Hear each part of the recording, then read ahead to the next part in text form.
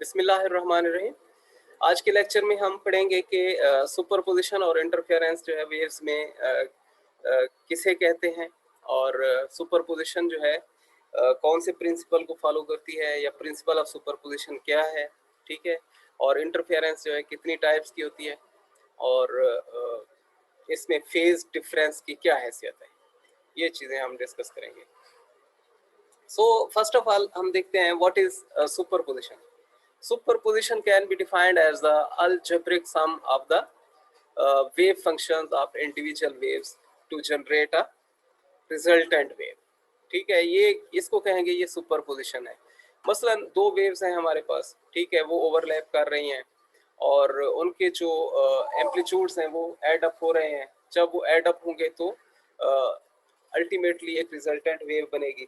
ठीक है, वो जो रिजल्टेंट वेव होगी वो अलजेब्रिक सम से बनेगी उनके जो एम्पलीट्यूड्स होंगे, किन के, इंडिविजुअल वेव्स के। ठीक है, उनका अलजेब्रिक सम लेंगे तो हमें एम्पलीट्यूड मिलेगा किसका, रिजल्टेंट वेव का।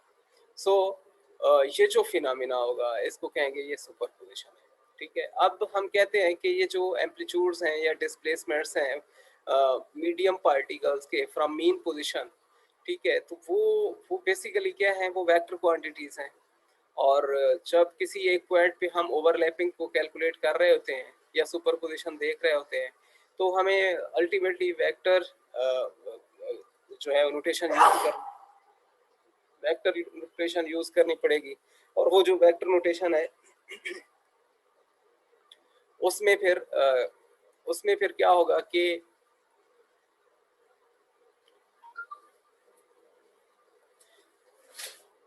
कभी तो ये सब्ट्रैक्ट हो जाएंगे वेक्टर्स जो हैं, मींस अगर ये अपोजिटली डायरेक्टेड होंगे, एक अपवर्ड है वेक्टर दूसरा डाउनवर्ड है वेक्टर, तो फिर क्या होगा, ये सब्ट्रैक्शन हो जाएगी।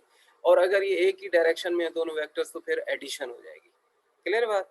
जब ये एडिशन हो रही होगी तो उस वक्त ये कंस्ट्रक्टिव इंटरफेरेंस कहेंगे, और जब कभी सब्ट्रैक्शन हो रही होगी तो उस वक्त हम उसको डिस्ट्रक्टिव इंटरफेरेंस जो है वो कहेंगे। अगर तो कंप्लीटली जो है वो वेव्स जो हैं, जो इंडिविजुअल वेव्स हैं, वो दोनों इन फेज होंगी, मींस उनका फेज डिफरेंस जो है वो 0 डिग्री होगा या 0 रेडियन होगा, तो फिर क्या होगा, फिर वो इन फेज कहलाएंगी और उस वक्त वो कंस्ट्रक्टिव इंटरफेरेंस जो है वो काज करेंगी।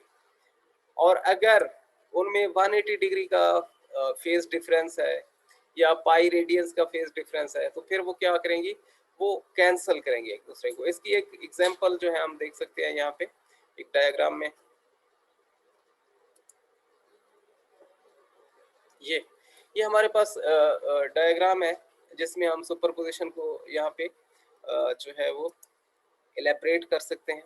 ये हमारे पास दो वेव्स हैं, एक ये स्काई ब्लू वेव है जो इस रेड वेव के बिलो हमें नजर आ रही है। इसका वेव फंक्शन जो है वो y1 of x and T है। और जो दूसरी वेव है ये रेड वेव, ठीक है, इसको हम वेव फंक्शन नॉमिनेट कर रहे हैं इसका y2 of x and T. Clear है बात। अब हम देख रहे हैं कि यहाँ पे फेज डिफरेंस कोई नहीं है, ये फेज डिफरेंस पाई जो है 0 मार्क किया हुआ है हमने। क्लियर है बात। तो फिर क्या होगा कि ये जो अलजेब्रिक एडिशन होगी ना इनके एम्पलीट्यूड्स की, वेव फंक्शंस की, तो उसमें क्या हो जाएगा, सिंपल एडिशन होगी। और इसमें जो रिजल्टेंट वेव होगी वो उसका एम्पलीट्यूड हम यहाँ पे देख सकते हैं वो डबल हो गया है। ये y dash of x and t ये किसको रिप्रेजेंट कर रहा है, that is representing the wave function of resultant wave. Clear बात। ये क्या हो गया है, ये डबल हो गया है, that is all because of this 0 degree phase difference between these two waves. अगर ये बढ़ता जाएगा, फेज डिफरेंस बढ़ता जाएगा, मींस 1 डिग्री 2 डिग्री 3 डिग्री, तो फिर क्या होगा कि रिजल्ट में हमें क्या मिलेगा कि ये जो रिजल्टेंट वेव है इसका एम्पलीट्यूड मिनिमाइज होता चला जाएगा। ठीक है। और जब ये 180 डिग्री हो जाएगा इस तरह से, 180 डिग्री क्या, ये फाई, ठीक है, फेज डिफरेंस 180 डिग्री तक पहुंच जाएगा, तो ये जो रिजल्टेंट वेव का एम्पलीट्यूड है वो 0 को पहुंच जाएगा इस तरह। ठीक है, मींस जहाँ पे पहली वेव फंक्शन जिसको हम y1 of x and t कह रहे हैं इसका क्रेस्ट आ रहा होगा, और उस वक्त जो दूसरी वेव होगी जिसका वेव फंक्शन हम y2 of x and t define कर रहे हैं उसका उसी पॉइंट पे ट्रफ आ रहा होगा, मींस इसी पॉइंट पे ये क्रेस्ट है और इसी पॉइंट पे यहाँ ट्रफ आ रहा है। इसी तरह यहाँ पे पहली वेव का ट्रफ आ रहा है, दूसरी वेव का क्रेस्ट आ रहा है, एंड सो ऑन। तो ये 180 डिग्री आउट ऑफ फेज चली जाएंगी वेव्स, और इनके नतीजे में जो रिजल्टेंट वेव मिलेगी वो क्या होगी, वो जीरो एम्पलीट्यूड पोजेस करेगी। क्लियर बात। अब इसकी कोई ये तो दो एक्सट्रीम्स हो गई ना। एक एक्सट्रीम ये है कि फाई जो है वो 0 रेडियन है, दूसरे में पाई रेडियन है। ये दो एक्सट्रीम्स हैं, एक में कंप्लीट कंस्ट्रक्टिव इंटरफेरेंस हो रही है और दूसरे में कंप्लीट डिस्ट्रक्टिव इंटरफेरेंस हो रही है। तो इनका कोई इंटरमीडिएट ले लेते हैं, कोई एक और कंडीशन ले लेते हैं। वो कौन सी हो सकती है, फर्स्ट करें वो 2π/3 रेडियन है जो फेज डिफरेंस है, मींस 120 डिग्री इसको कह दें। फेज डिफरेंस जो है वो कितना है, 120 डिग्री है तकरीबन। तो फिर क्या होगा, फिर ये होगा कि एक वेव हमें ऐसे नजर आ रही होगी, ये स्काई ब्लू वेव है, और दूसरी वेव जो है वो 120 डिग्री के फेज डिफरेंस से इस तरह से हमें ऐसे लोकेटेड नजर आएगी। ठीक है, इसका वेव फंक्शन वही y1 of x and t, दूसरी का wave function y2 of x and t। अब क्या होगा कि ये पॉइंट ऑफ इंटरसेक्शन है इन दोनों वेव्स का। इसमें देख सकते हैं कि दोनों वेव्स के जो डिस्प्लेसमेंट्स हैं वो पॉजिटिव वेक्टर से ड्रा किए जा सकते हैं। ये लाइन है ना, ये मीन लाइन है, इससे हम इसका डिस्प्लेसमेंट ड्रा करेंगे, अपवर्ड होगा वो डिस्प्लेसमेंट वेक्टर। ठीक है, पहली वेव का, दूसरी वेव का भी वो हम देखेंगे तो अपवर्ड वेक्टर होगा। तो ये दोनों डिस्प्लेसमेंट वेक्टर्स क्योंकि अपवर्ड हैं, जब ये ऐड अप हो जाएंगे तो इनका मैग्नीट्यूड जो है वो डबल हो जाएगा, और इसी वजह से हम कहते हैं कि यहाँ पे पीक आएगी इस पॉइंट पे। कंस्ट्रक्टिव इंटरफेरेंस में हमें जो है वो पीक मिलेगी। ठीक है, लेकिन इससे थोड़ा हम बैकवर्ड आते हैं, जब यहाँ इस पॉइंट पे, तो ये सेकंड वेव जो है इसका इसका एम्पलीट्यूड यहाँ पे मैक्सिमम है, लेकिन जो फर्स्ट वेव है उसका, सॉरी, इसका जो डिस्प्लेसमेंट है वो हमें ज्यादा नजर आ रहा है, मैक्सिमम नजर आ रहा है। तो उसी पॉइंट पे जो दूसरी वेव है उसका जो डिस्प्लेसमेंट वेक्टर है वो हमें नेगेटिव नजर आ रहा है यहाँ, मींस ये मीन लाइन से इसको हम ड्रा करेंगे तो ये डाउनवर्ड आएगा। अब वेक्टर एडिशन में जब दो वेक्टर्स हम इस तरह से ऐड करते हैं कि उनकी डायरेक्शन अपोजिट हो, तो वो बेसिकली सब्ट्रैक्शन हो रही होती है। तो यहाँ सब्ट्रैक्शन होगी, इस वजह से ये जो ये पॉइंट है ना इसका, ये अब यहाँ पे लेसर जो है वो डिस्प्लेसमेंट जो है वो पोजेस करेगा किसका, रिजल्टेंट वेव। सो ये सुपरपोजिशन हुई, यहाँ पे ये जो एडिशन होगी इनकी, तो उसमें क्या होगा कि जो रिजल्टेंट वेव है उसका एम्पलीट्यूड हमें कम होता नजर आएगा। अब ये पॉइंट ऑफ इंटरसेक्शन यहाँ पे मिल रहा है, दोनों दोनों डिस्प्लेसमेंट वेक्टर्स जो है वो नेगेटिव है, इसी वजह से यहाँ पे जो डिस्प्लेसमेंट है फ्रॉम फ्रॉम मीन पोजीशन वो क्या होगा, डबल अप हो जाएगा। और इसी तरह यहाँ भी ये डबल हो जाएगा पॉइंट ऑफ इंटरसेक्शन पे। बाकी तमाम पॉइंट्स जो हैं वो क्या होंगे, अगर यहाँ इंक्रीज्ड वैल्यू है तो उसके उसके अगेंस्ट यहाँ पे डिक्रीज्ड वैल्यू है। तो इसी तरह यहाँ पे अगर इंक्रीज्ड वैल्यू है तो यहाँ पे डिक्रीज्ड वैल्यू है। तो इस वजह से ये जो रिजल्टेंट वेव है उसका उसका जो एम्पलीट्यूड है वो हमें कुछ इस तरह से मिलेगा कि यहाँ की वैल्यूज जो है वो डबल होंगी जहाँ पे पॉइंट ऑफ इंटरसेक्शन हमें मिल रहा है, बाकी तमाम वैल्यूज जो है वो लोअर वैल्यूज होंगी। तो ये इसको कहेंगे।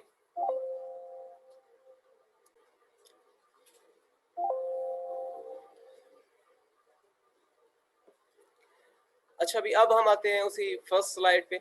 तो इसमें क्या है कि डिस्प्लेसमेंट वेक्टर जो है हम समझ चुके हैं कि इसकी क्या अहमियत है। ठीक है, और इससे फिर हम रिजल्टेंट वेव की जो डिस्प्लेसमेंट है वो किस तरह से लोकेट करते हैं। ठीक है, जो पॉइंट ऑफ ओवरलैपिंग होता है वहां पे। अब जब कभी दोनों के साइन बराबर होंगे ये डिस्प्लेसमेंट वेक्टर्स जो हैं, तो उस वक्त कंस्ट्रक्टिव इंटरफेरेंस हो रही होगी, और इस फिनोमेना को हम रेनफोर्समेंट भी कह सकते हैं। और जब कभी डिस्ट्रक्टिव इंटरफेरेंस हो रही होगी, मींस ये डिस्प्लेसमेंट वेक्टर जो है वो क्या होंगे, अपोजिट टू ईच अदर होंगे। मींस एक पॉजिटिव होगा तो दूसरा क्या है, वो नेगेटिव होगा। तो फिर क्या होगा कि डिस्ट्रक्टिव इंटरफेरेंस, और इस फिनोमेना को हम कैंसलेशन भी कह सकते हैं। ठीक है ना, उसमें क्या हो रहा होगा कि एक का एम्पलीट्यूड दूसरे के एम्पलीट्यूड को क्या कर रहा होगा, कैंसिल कर रहा होगा, बैलेंस कर रहा होगा। ये वेव्स में हम जानते हैं कि जब कभी रिफ्लेक्शन होती है तो वहाँ पे फेज शिफ्ट आ जाता है 180 डिग्री का। कैसे होता है, जब जब रेयरर मीडियम से डेंसर मीडियम से रिफ्लेक्शन हो रही हो तो फिर क्या होती है, 180 डिग्री का फेज शिफ्ट आ जाता है। और जब कभी डेंसर से रेयरर मीडियम से रिफ्लेक्शन हो रही हो तो फिर 0 डिग्री का जो है वो फेज शिफ्ट होता है। क्लियर बात। तो इस तरह हम कहते हैं कि फर्ज करें ये एक वेव है, ये इंसिडेंट वेव है, रेयरर मीडियम से ये जा रही है और ये जाके यहाँ पे स्ट्राइक कर रही है डेंसर मीडियम पे, तो फिर क्या होगा, ये इंसिडेंट वेव की डायरेक्शन है, तो फिर क्या होगा कि यहाँ से रिफ्लेक्शन होगी और यहाँ ये मीडियम डेंसर मीडियम है और इसमें हम देख सकते हैं कि ये जो रिफ्लेक्टेड वेव है उसका एम्पलीट्यूड बिल्कुल उतना है जितना ये इंसिडेंट वेव का था। इसका मतलब ये हुआ कि यहाँ पे जो ट्रांसमिशन है वो बिल्कुल ही नहीं हुई है। जब ट्रांसमिशन नहीं हुई है तो सारी की सारी एनर्जी जो है वो रिफ्लेक्ट हो गई है, इस वजह से इसका एम्पलीट्यूड, रिफ्लेक्टेड वेव का एम्पलीट्यूड भी उतना ही है जितना इंसिडेंट वेव का एम्पलीट्यूड है, क्योंकि एम्पलीट्यूड ही रिप्रेजेंट कर रहा होता है किसी वेव की एनर्जी को। क्लियर है बात? सो क्योंकि इन दोनों के एम्पलीट्यूड्स तकरीबन बराबर हैं तो इस बेस पे हम कह सकते हैं कि there is no transmission of the wave within this denser medium. Clear बात? सो अब ये जो डॉटेड वेव है ये क्या होगी, ये डायरेक्टेड बैकवर्ड होगी, रिफ्लेक्टेड वेव। ठीक है, अब ये जो यहाँ सुपरपोजिशन होगी, ये इसमें हम कह सकते हैं कि एक वेव अगर राइट को जा रही है तो दूसरी वेव लेफ्ट को जा रही है, तो अपोजिट डायरेक्शन में है एक दूसरे के, ट्रैवलिंग वेव्स हैं दोनों। लेकिन इनमें जो सुपरपोजिशन होगी वो जो रिजल्टेंट वेव देगी वो ट्रैवलिंग वेव नहीं होगी, बल्कि वो क्या होगी, वो स्टैंडिंग वेव होगी। स्टैंडिंग वेव क्यों होगी? क्योंकि उसका जो अ, अ, जो ये लूप्स बन रहे हैं ये लूप ट्रैवल नहीं करेंगे।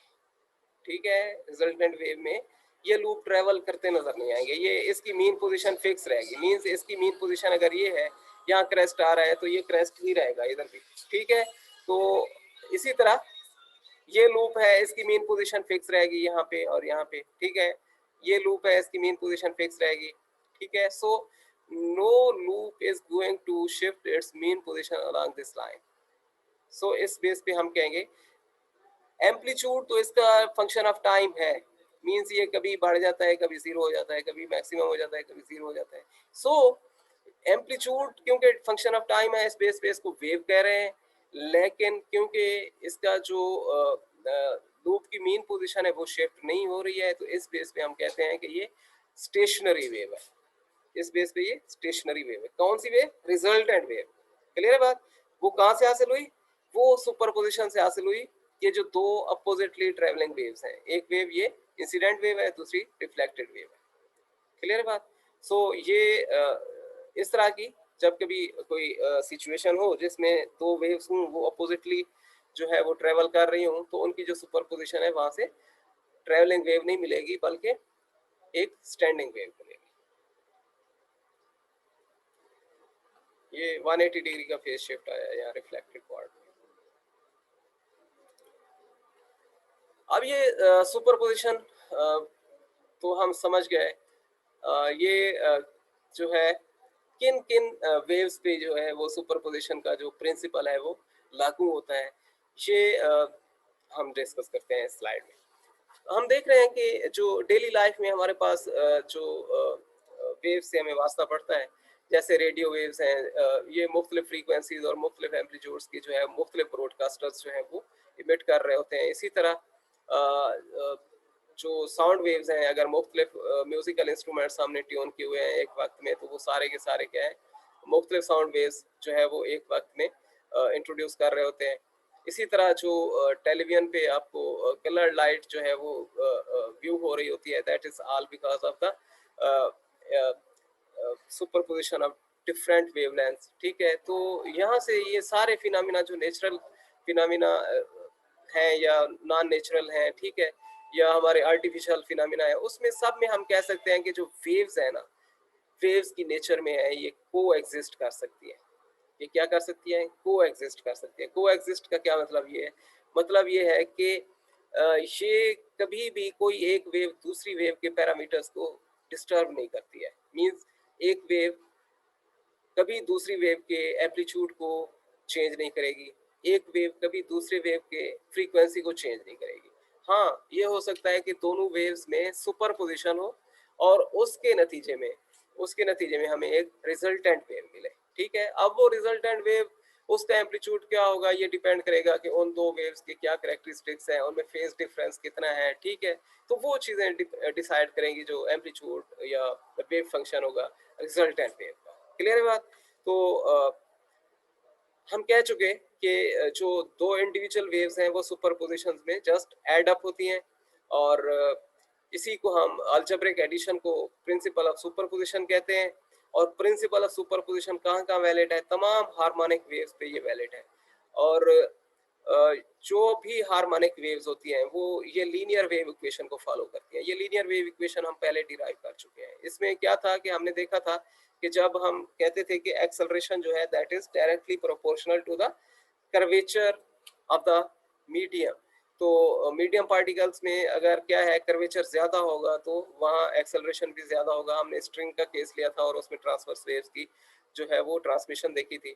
तो इस तरह से हम कहते हैं कि ये जो partial square Y over partial T square था that was expressing the acceleration, और partial square Y over partial X square ये क्या कर्वेचर को रिप्रेजेंट कर रहा था। और 1 ओवर वी स्क्वायर यहाँ पे क्या था, ये कांस्टेंट था। V square that is the square of the speed of the propagation of disturbance. ठीक है, तो ये वो थी हमारे पास 1 ओवर वी स्क्वायर पहले हमने यहाँ पे एक्सप्रेस की थी। अब इसको क्रॉस मल्टीप्लाई करके यहाँ पे शो किया गया है। ठीक है, ये बेसिकली वही एक ही इक्वेशन है जिसको हम लीनियर वेव इक्वेशन के नाम से जानते हैं। अब ये हमारे पास सेकंड ऑर्डर डिफरेंशियल इक्वेशन है। जब इसको सॉल्व करते हैं तो इसकी सोल्यूशन जो मिलती है वो होती है y of x and t equals Y M sine of K X plus minus omega T. ठीक है, ये वाई एम क्या है? That is basically the amplitude of the wave. जब साइन 1 हो जाएगा तो y जो है वो वाई एम के बराबर होगा।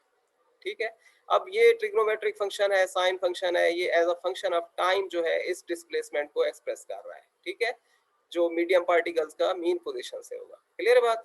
तो यहाँ टी चेंज करेंगे तो ये क्या होगा, डिस्प्लेसमेंट उसी तरह से चेंज होता जाएगा। ठीक है, तो ये साइन जो है ये ट्रिग्नोमेट्रिक फंक्शन है जो इसकी वेव नेचर को प्रिजर्व कर रहा है। अब क्योंकि ये एक फंक्शन है तो हम कह सकते हैं कि इसको एफ से एक्सप्रेस करें और इसको कह देते हैं कि ये y of x and t can also be expressed as ymf of kx plus minus omega t।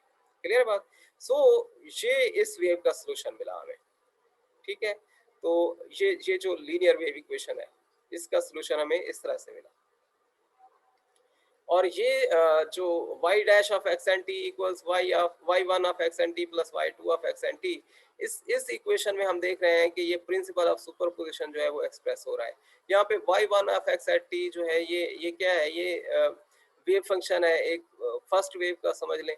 ये y2 of x and t जो है ये वेव फंक्शन होगा सेकंड वेव का। अब ये दोनों वेव्स जो है क्या हो रही है, ओवरलैप हो रही है, इनमें सुपरपोजिशन हो रही है। जो रिजल्टेंट वेव होगी उसका एम्पलीट्यूड जो होगा वो या उसका वेव फंक्शन जो होगा that will be expressed as y dash of x and t। Clear बात? तो ये y1 और y2 जो है ये सिंपली अलजेब्रिकली हम कहते हैं कि ये ऐड अप होंगे और उससे हमें ये y डैश मिलेगा। ये क्या है, ये वेव फंक्शन है रिजल्टेंट वेव का। अब यहाँ पे वो बात की जा रही है कि overlapping is basically algebraic addition of the wave functions. ठीक है, और वहां से हमें फिर क्या मिलता है, ये रिजल्टेंट वेव मिलती है। साथ ही ये बात स्पेसिफाई की जा रही है कि कभी भी ओवरलैपिंग ऑफ वेव्स में हम ये तवक्को नहीं कर सकते कि ये वेव इसके पैरामीटर्स चेंज करेगी या ये वेव दूसरी वेव के इसके पैरामीटर्स चेंज करेगी। ठीक है, इसकी प्रोपगेशन को ये डिस्टर्ब नहीं करेगी और इसकी प्रोपगेशन को ये डिस्टर्ब नहीं करेगी। मींस y1 y2 को नहीं डिस्टर्ब करेगी, y2 y1 को नहीं डिस्टर्ब करेगी। ठीक है, तो इनके पैरामीटर्स क्या होंगे, वो अनअल्टर्ड रहेंगे even in the phenomena of superposition. अब हम कहते हैं कि कोई से दो वेव्स हैं जिनके वेव फंक्शंस हम एक को कह देते हैं y1 equals ym sine of kx minus omega t, ये एक वेव है। दूसरी वेव जो है वो इस वेव से क्या है, 5 फेज डिफरेंस पे है।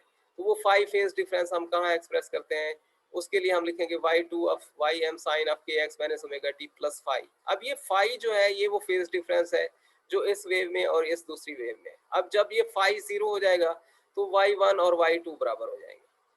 ठीक है, और अगर फाई जो है वो 180 हो जाए तो फिर ये आउट ऑफ फेज हो जाएंगी दोनों वेव्स। ठीक है, तो इस तरह से हम कहेंगे कि जब इनमें ओवरलैपिंग होगी तो जो ओवरलैपिंग का रिजल्ट होगा, जो रिजल्टेंट वेव मिलेगी, ठीक है, वो क्या होगा कि अगर यहाँ फाई 0 हो रहा होगा तो ये जो y1 है वो y2 में ऐड हो जाएगा और इस तरह y डैश जो है वो 2y1 या 2y2 कह देंगे, क्योंकि y1 और y2 बराबर हो जाएंगे उस वक्त अगर ये फाई 0 कर दें। बाकी तो ym बराबर है ना, इनका साइन सेम है, ठीक है। सो फाई के 0 होने से y2 और y1 बराबर हो जाएंगे। सो 2y2 will be equal to y dash या 2y1 will be equal to y dash। तो इस तरह हम कहेंगे कि जो रिजल्टेंट वेव है उसका जो वेव फंक्शन है वो डबल हो जाएगा, ठीक है। और उस वक्त हम कहेंगे यहाँ कंस्ट्रक्टिव इंटरफेरेंस हो रही है जब ये फाई 0 हुआ। और अगर ये फाई 180 डिग्री हो जाए तो फिर क्या होगा, जहाँ इसका क्रेस्ट होगा वहां इसका ट्रफ होगा, जहाँ इसका ट्रफ होगा वहां इसका क्रेस्ट होगा। तो उस वक्त ये कैंसल कर जाएंगे एक दूसरे को। अगर वो कैंसिल करेंगी तो फिर वहां पे हम कहेंगे कि वो डिस्ट्रक्टिव इंटरफेरेंस काज कर रही है। लेकिन ये दोनों फिनोमेना कंस्ट्रक्टिव हैं या डिस्ट्रक्टिव हैं, इनको क्या कहेंगे, इंटरफेरेंस। सिंपली हम कह देते हैं ये फिनोमेना ऑफ इंटरफेरेंस। ये हम डिस्कस कर चुके कि जब फाई 0 होगा तो क्या होगा, इस तरह से डबल हो जाएगा एम्पलीट्यूड। और जब ये फाई जो है 180 डिग्री होगा या पाई रेडियन होगा तो एम्पलीट्यूड जो है डायमिनिश हो जाएगा। और जब कभी इंटरमीडिएट जो है वो होगा कोई जो फेज डिफरेंस है, मींस 120 डिग्री हो 100 डिग्री हो, तो फिर क्या होगा, फिर हम देख सकते हैं कि इस तरह say that will B obtained just at each and every point। क्या होगा कि दोनों वेव फंक्शंस ऐड होंगे, ये और ये, ठीक है। ये डिस्प्लेसमेंट वेक्टर्स जो हैं इनको ऐड करने से हमें हर पॉइंट पे डिस्प्लेसमेंट वेक्टर, इन दोनों वेव्स के डिस्प्लेसमेंट वेक्टर ऐड करेंगे तो जो ये रिजल्ट मिलेगा वो कुछ इस तरह से मिलेगा। ये ग्राफ है इनकी एडिशन का, ठीक है, और ये रिजल्टेंट वेव बनेगी।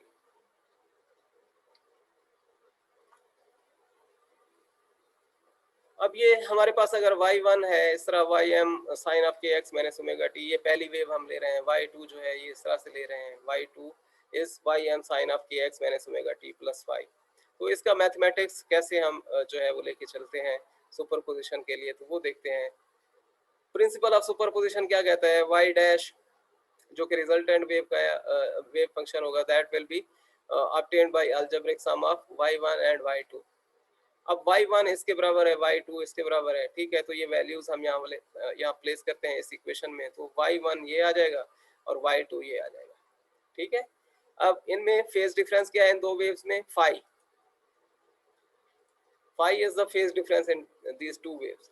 अब एक हम मैथमेटिकल एंटिटी यहाँ पे यूज करते हैं, ट्रिग्नोमेट्री में है कि sine alpha plus sine beta equates to sine of alpha plus beta by two cosine of alpha minus beta by 2।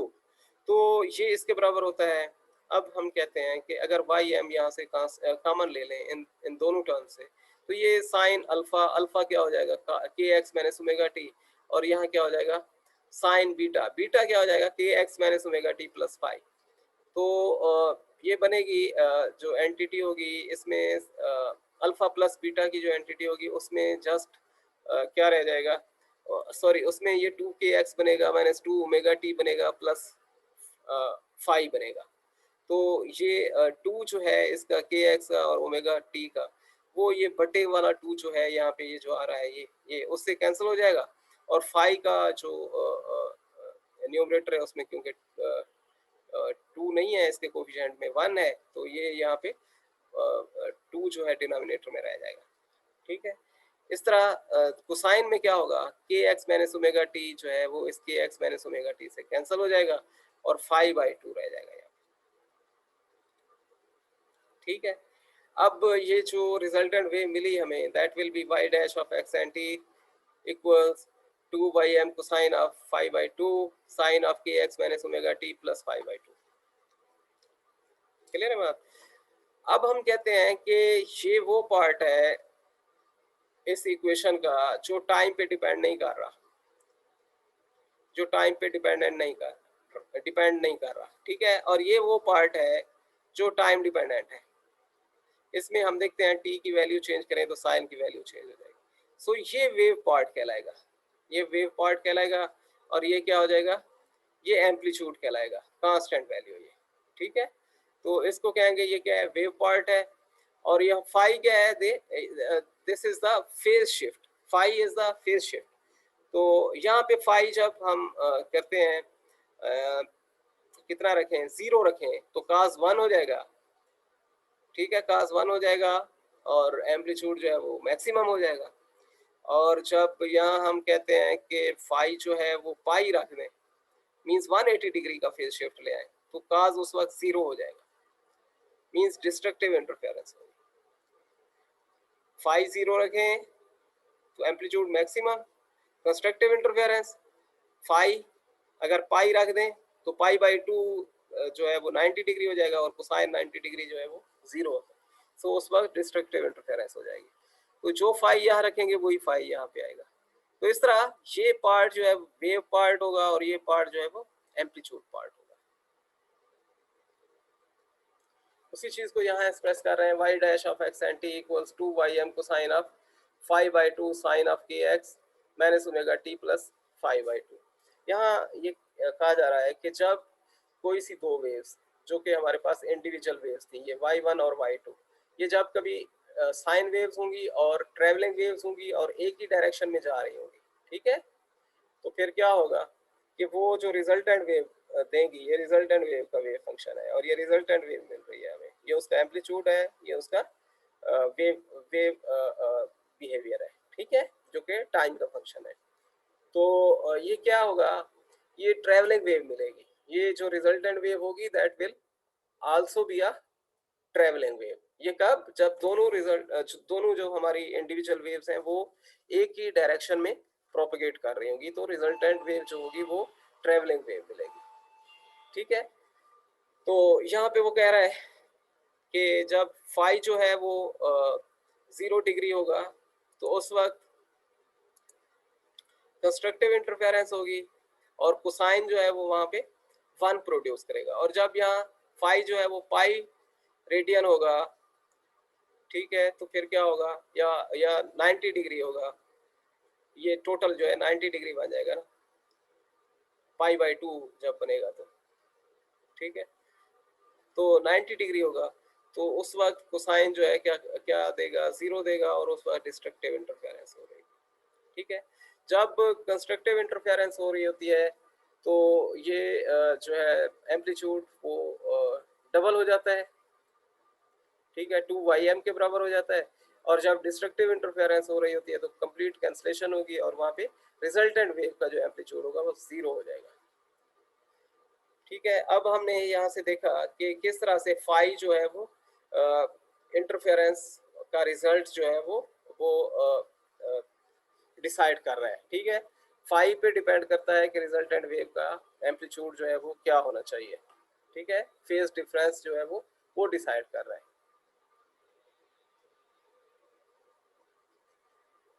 ये आपने खुद से देखना है कि कोई सी दो सोर्सेज हैं हमारे पास, ए और बी, दोनों जो है वो स्फेरिकल वेव फ्रंट्स जो है वो प्रोड्यूस कर रहे हैं, ठीक है। और ये इस वेव का और इस वेव का जो आपस में डिस्प्लेसमेंट है वो लैम्डा है, इसी तरह इसका और इसका लैम्डा है, इसी तरह इसका और इसका लैम्डा है, ठीक है। तो जब कभी दो वेव्स जो है वो 2 पाई रेडियन के फेज डिफरेंस से मिलेंगी तो वहाँ कंस्ट्रक्टिव इंटरफेरेंस होगी, जैसे ये मिल रही है दो वेव्स, ठीक है। इनमें अगर हम देखें तो ये एक वेव, दूसरी वेव और ये तीसरी वेव, ठीक है ना। इसी तरह इसकी, सॉरी, ये यहाँ से स्टार्ट हो रहा है, एक वेव, दूसरी वेव, तीसरी वेव और ये चौथी वेव। यहाँ क्या है, पहली वेव, दूसरी वेव और ये तीसरी, इसकी चौथी वेव है और इसकी तीसरी वेव है, ये आपस में क्या कर रहे हैं, इंटरफेयर कर रहे हैं। तो यहाँ पे जो फेज डिफरेंस होगा कितना होगा, लैम्डा होगा या फिर 2 पाई रेडियन होगा। 2 पाई रेडियन का फेज डिफरेंस होगा तो फिर क्या होनी चाहिए, इसको ऐसे समझ लें जैसे 0 डिग्री का फेज डिफरेंस हो, ठीक है। तो कंस्ट्रक्टिव इंटरफेरेंस हो जाएगी। कंस्ट्रक्टिव इंटरफेरेंस में यहाँ मैक्सिमा नजर आना चाहिए इस पॉइंट में। और जब कभी λ/2 या पाई रेडियन का फेज डिफरेंस होगा तो फिर क्या होगा, डिस्ट्रक्टिव इंटरफेरेंस होगी। तो जैसे यहाँ पे देख रहे हैं, यहाँ पे दरमियान में λ/2, ठीक है। तो यहाँ पे क्या होगा, डिस्ट्रक्टिव इंटरफेरेंस होगी और फिर क्या होगा, यहाँ पे मिनिमा नजर आना चाहिए इंटरफेरेंस के नतीजे में, ठीक है। तो ये आपने खुद से देखना है ये चीज़ें कैसे मैक्सिमा बन रहा है, ये ग्रीनिश लाइन जो है ये मैक्सिमा बना रही है रेडिश लाइन जो है वो मिनिमा बना रही है। ये कैसे हो रहा है, ये आपने खुद से पढ़ना है। That's all.